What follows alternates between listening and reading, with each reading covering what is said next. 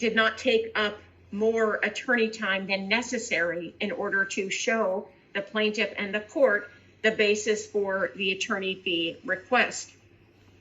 The court finds that the calculation of hourly fees for attorneys Cortez, Lyon, and Meyer-Bachtel were reasonable. In other words, the rates that were developed by the Attorney General's office using the calculation is a reasonable rate in this community for this kind of case. The same is true for the rate for paralegal Reese. I appreciate that this is a very high fee request for a PRA case. But as the motion shows, there are many reasons that this case was far more complicated and took far more time than it should have. And the reason for that generally was Ms. Shavlik's tactics. The court, in reviewing the hours that are requested for fees in this case, noted that there appear to be some places where there seemed to be an overlap and duplication of hours or additional hours by the attorneys and the paralegal related to internal communications and procedures of the Attorney General's office, as well as transitioning between attorneys in the case.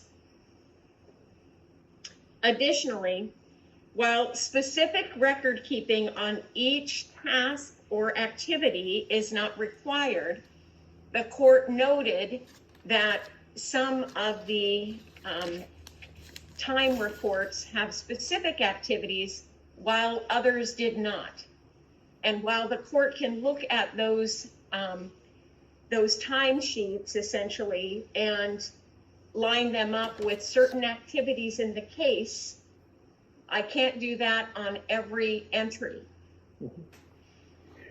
Based on that, the court is reducing the number of hours that the court is granting the attorney fee request on.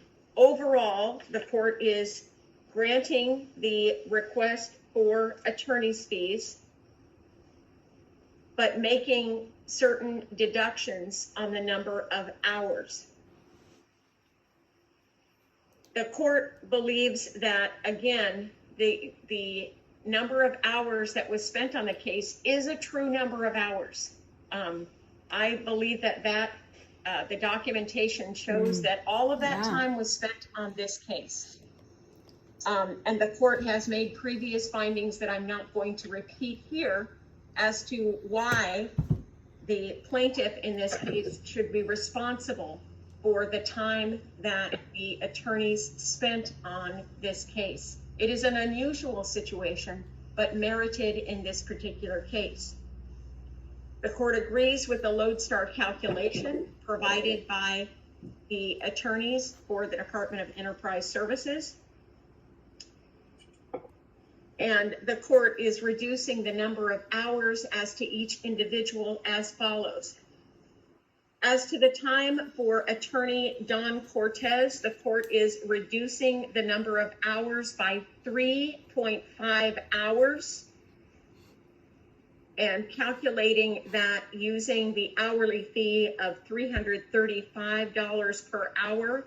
The reduction for Don Cortez's time is a reduction of $1,172.50. As I give these numbers, please feel free to check my math and make sure that the calculations are correct. As to attorney Mark Lyon, it appears to this court, being familiar with the file, that the bulk of the work done on this case in terms of the attorney role was by Mr. Lyon. As Mr. Merchant points out, there are many other folks who spent time on this case that is not compensable, specifically the time of the records specialists and the Department of Enterprise Services employees. That time is not compensable, and the court is not including any of that time in this calculation. But Mr. Lyon appeared to work most closely with the agency and had the most involvement in this case.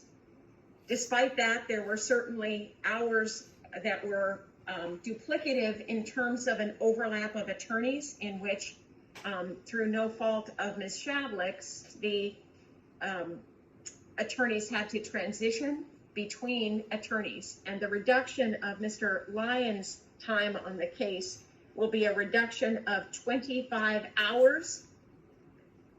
So 25 times 335, which is the reasonable rate for Mr. Lyon's time, would be a reduction of $8,375. With regard to Attorney Meyer-Bachtel's time, the court is reducing that time by 50 hours. That's 50, based upon multiple factors, including that overlap, the amount of time spent observing, communicating with internal staff in the AG's office, and a lack of specificity as to some of the activities spent on the case. So for Mr. Meyer-Bachtel, the reduction is 50 times 331, $331, for a total reduction of $16,550. As to paralegal Reese, it doesn't appear to me that there was any inefficiency other than the work in transitioning between attorneys and keeping that communication between the attorneys. And for that, the court is reducing paralegal Reese's time by 20 hours times $109 per hour for a reduction of $2,180. By my calculations, the reductions, therefore, amount to $28,277.50 for a total of $113,882.85 for the attorney fees that the court is awarding at this time.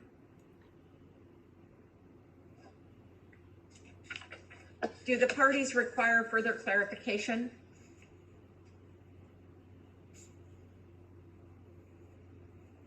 Mr. Merchant, you're muted. I'm muted, yes, thank you. The only clarification I would ask is whether the proposed order we provided is sufficient or whether we should confer on a modified proposed order. Based upon the history of this case, my proposal is that the court will simply issue an order that utilizes the proposed order and then refers to the written record on today's hearing. Okay, thank you. Is there any objection to that? None. Ms. Shavlik?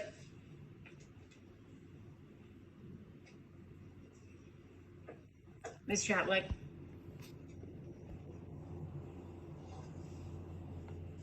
Ms. Shavlik, can you hear me?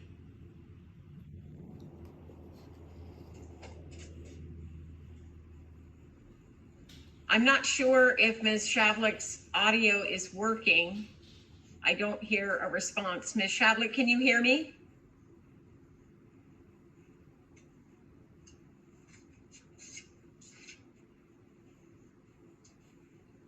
Well, I see her picture, but I don't hear any response from Ms. Shavlik. I think she can probably see that I'm speaking, but Ms. Shavlik, can you indicate whether you can hear me or not?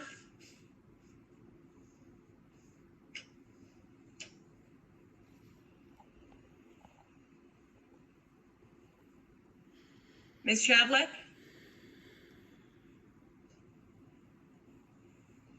Well, Mr. Merchant, any suggestions? I really don't, Your Honor, on this. There does not appear to be any indication of technical failure at this point.